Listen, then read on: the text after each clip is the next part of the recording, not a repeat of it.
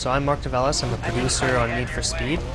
I was in charge of creating the HDE this year for Need for Speed Undercover. And one of the challenges this year was creating an action title that was very accessible with the physics. We wanted to create a whole bunch of crazy cool maneuvers that, with essentially a flick of the button or a flick of the stick, can place into the hands of the user, a very enjoyable, easy experience.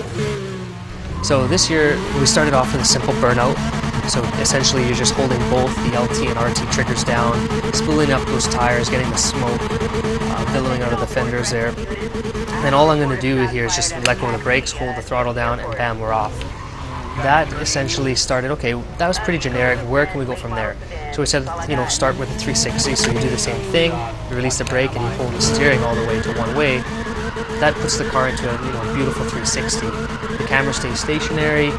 First time ever where you're able to see the full 360 of the car. You see all the realistic suspension movement as we're going over the curb as well. It looks really beautiful and cool. Physics is all doing it naturally. Nothing's being faked, phonied. We went basically from 40 attributes, say 6-7 years ago, to up to 400. Everything's based on curves, speed. We can tune essentially every parameter of the car. So then we got the brakes down. We went to the 360. So then we said, why can't we do a 180? So essentially, with a flick of the e-brake and a flick of the steering, we're into a 180. Let's leave the camera stationary there, and all we have to do now, the camera's perfect for reverse driving. Camera rotates around, and now we're reverse driving.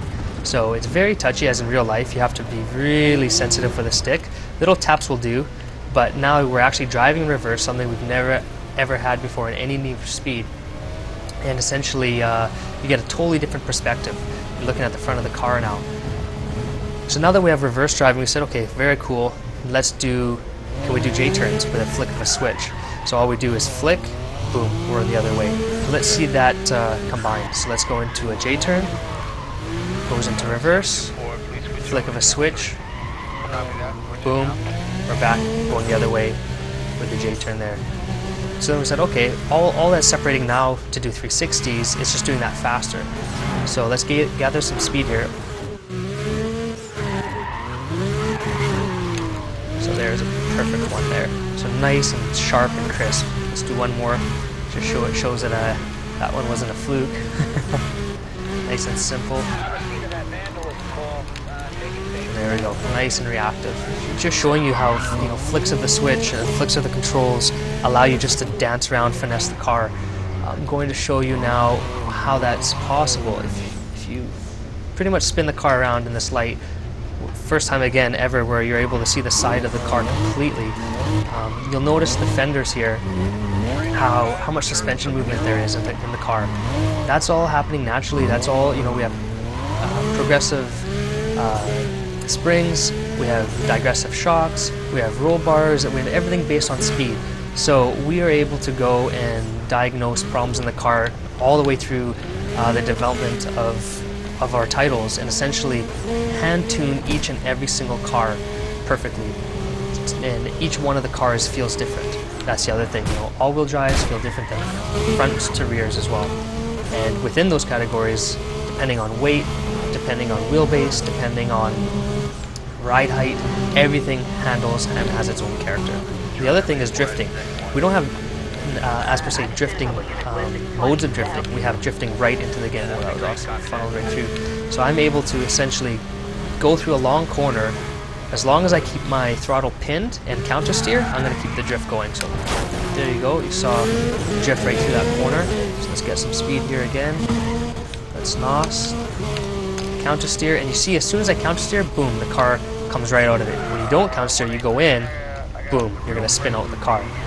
Physics thinks, okay, he's holding the e-brake long enough, he wants to do a maneuver, or he's, you broke that traction point where you've gone past 100% of the tire and you're going around.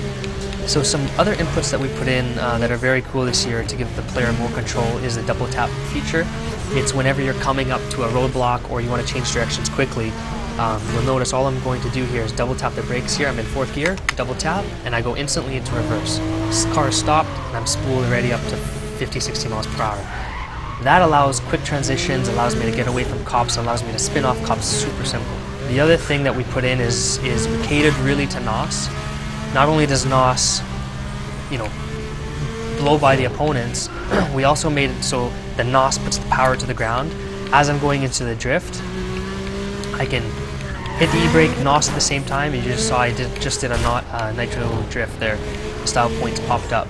So again, I'll show you, we're going to drift, NOS at the same time, and I'm NOSing and counter steering at the same time to really keep the drift going. So timing is crucial, timing is key. Like I can't stress enough, nothing is faked. It has been my duty over the last 7-8 years, back when, since Hot Pursuit 2, we're developing Underground, to create a physics engine that was powerful.